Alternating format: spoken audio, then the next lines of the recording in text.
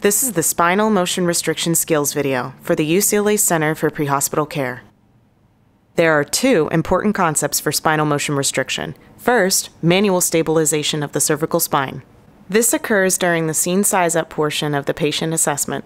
The second is the decision to apply the cervical collar and perform spinal motion restriction, which is considered a treatment and is performed following the secondary assessment. First, I will ensure I'm wearing body substance isolation, which includes gloves and eye protection.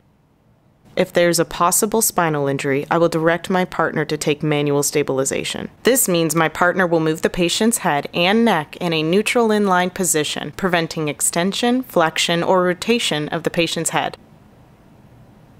After you've completed your assessment, next, I will ensure my patient has good pulse, motor response, and sensation in all four extremities.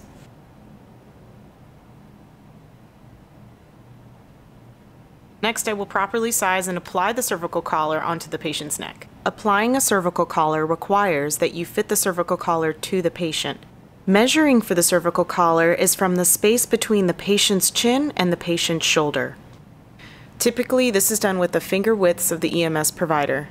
You can see here it's approximately 4 finger lengths from the patient's chin to the patient's shoulder. It is important to properly size the C-collar so the cervical spine remains in an inline neutral position.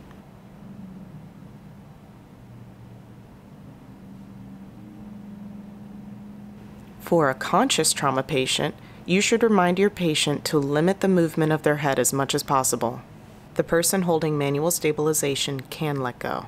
In a conscious ambulatory trauma patient, you and your partner should assist the patient to a standing position, having them pivot and sit down on the gurney, which you have positioned as close as possible. In an unconscious trauma patient, you will have to log roll your patient onto a long spine board or utilize a scoop or a flat. Assure that you're holding the head in an inline neutral position if you're log rolling the patient. The EMS provider at the position of the head is in charge of this move. Rolling the patient on his or her side may take additional team members to prevent lateral movement of the patient's spine. The person holding cervical immobilization will again direct the patient to be rolled back down on the long spine board. The patient may need to be moved down, then up to the center to ensure the patient is secure to the center of the board. This will mean the person holding cervical immobilization directs the team in sliding the patient down and towards the center of the board and then back up so the patient's head is at the top of the board. I will secure the patient to the board using the straps provided.